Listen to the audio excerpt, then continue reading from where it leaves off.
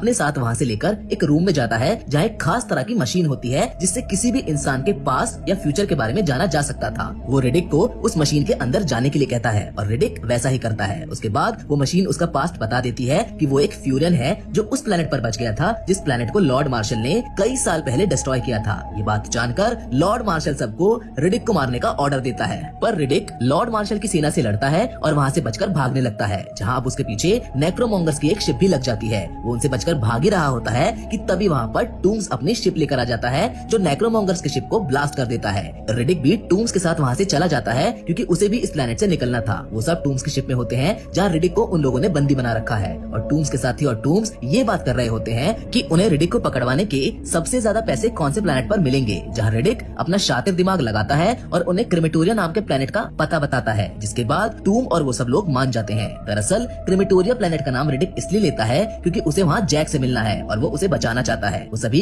क्रिमेटोरिया के लिए निकल जाते हैं, जहाँ दूसरी तरफ वाको और उसकी वाइफ बात करते हैं, जिसके बाद हमें पता चलता है कि वाको लॉर्ड मार्शल की जगह खुद राजा बनना चाहता है और वहाँ का एक रूल है कि जो लॉर्ड मार्शल को मारेगा वो उसकी जगह राजा बन जाएगा। वाको की वाइफ देम वाको से कहती है कि उसके लिए तुम्हें रिडिक को पहले मारना होगा, तभी तुम राजा बन पाओगे, क्योंकि अगर ऐसा नहीं हुआ और वो भविष्यवाणी सच हो गई जिसमें रिडिक लॉर्ड मार्शल को मारेगा तो वो राजा बन जाएगा। जिसके बाद हमें लॉर्ड मार्शल को दिखाया जाता है जो वाको और अपनी सेना को ये आदेश देता है कि रिडिक को जल्द से जल्द ढूंढो और जान से मार दो, जिसके लिए वाको अपनी सेना को लेकर क्रिमेटोरिया के लिए निकल जाते हैं, जहाँ दूसरी तरफ टूम्स और रिडिक भी क्रिमेटोरिया पहुँच जाते हैं। वहाँ का तापमान बहुत ज्यादा है, इसी कारण से वहाँ के कैदियों को जमीन के कई फीट नीचे रखा जाता है क्योंकि प्लेनेट के सरफेस पर गर्मी बहुत ज्यादा होती है। टूम अपने शिप से एक टनल के जरिए उस जेल में एंट्री ले लेता है, जहाँ रिडिक को जेल के अंदर और नीचे भेज दिया जाता है। उधर दूसरी तरफ टूम को दिखाया जाता है जो जेलर से पैसों की डील कर रहा होता है, जिसके बाद वो आज रात वहीं रुकने का डिसीजन लेता है। अब हम देखते हैं कि रिडिक को धीरे धीरे नीचे पहुंचाया जा रहा है, जहाँ उसके बाद उसे कई सारे कैदी मिलते हैं जिसमें से बहुत से कैदी उसे पहले से ही जानते थे,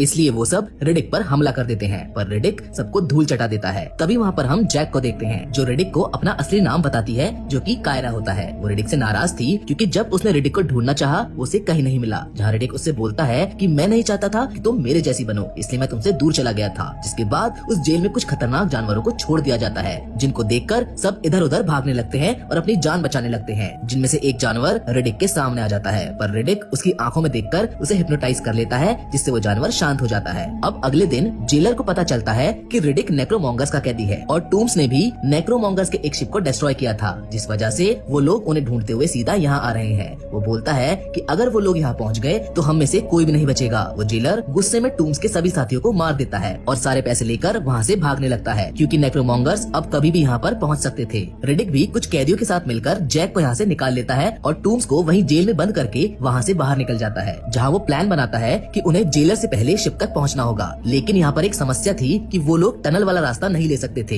इसलिए मजबूरन उनको बाहर वाला रास्ता लेना पड़ता है। ये रात का वक्त होता है, इसलिए बाहर का तापमान अभी ज्यादा नहीं है, लेकिन सुबह होने से पहले उन्हें शिप तक पहुँचना होगा, क्योंकि अगर एक बार सुबह हो गई तो यहाँ का तापमान बहुत ज्यादा हो जाएगा। उन सबको भागते देख जेल के गार्ड्स उन पर गन से हमला कर देते हैं, पर रिडिक उन सबको मार देता है। वो सब आगे बढ़ जाते हैं और चट्टानों से होकर आगे बढ़ते रहते हैं, पर सबके शिप तक पहुँचने से पहले ही वहाँ सुबह हो जाती है। सूरज की गर्मी से वहाँ का तापमान इतना ज्यादा होता है कि वो रोशनी में भी बाहर नहीं निकल सकते थे, इसलिए वो सभी चट्टानों के बीच छिप जाते हैं। पर कायरा चट्टानों के बीच में फंस जाती है, जिसको समय रहते रिडिक बचा लेता है और उसी वक्त इस प्लेनेट पर सूरज की रोशनी कुछ मिनट्स के लिए कम हो जाती है, जिसका फायदा उठाकर ये सभी शिप की ओर निकल जाते हैं। पर आगे जाकर इनको पता चलता है कि अब नेक्रोमोंगर्स की शिप भी यहाँ पर पहुँच चुकी है। नेक्रोमोंगर्स जेल के जेलर को मार देते हैं, जिसके बाद रिडिक अपने साथियों के साथ मिलकर नेक्रोमोंगर्स पर हमला कर देता है, पर नेक्रोमोंगर्स की सेना उनसे ज्यादा पावरफुल होती है। वो उन पर भारी पड़ती है, लेकिन फिर भी वो उनसे लड़ते रहते हैं। दरअसल रिडिक और उसके साथियों ने ये प्लान किया था कि वो नेक्रोमोंगर्स को हराकर उनका शिप लेकर इस प्लेनेट से निकल जाएंगे। जिसके बाद दिखाया जाता है कि रिडिक वहाँ एक जोरदार ब्लास्ट करता है, जिससे नेक्रोमोंगर्स की सेना काफी घायल हो जाती है, पर उस ब्लास्ट में रिडिक भी बेहोश हो जाता है। जिसके बाद सूरज की रोशनी फिर से बहुत तेज हो जाती है, जिससे उन सभी का शरीर जलने लगता है और तभी वाको अपने सभी साथियों समेत कायरा को भी बंदी बनाकर वहाँ से ले जाता है और रिडिक को वहीं सूरज की तेज रोशनी में बेहोश छोड़ जाता है। पर जब कुछ देर बाद रिडिक को होश आता है तो वो अपने आप को जिंदा पाता है। उसके साथ एक फ्यूरियन भी होता है जिसने उसकी जान बचाई थी, जो रिडिक से कहता है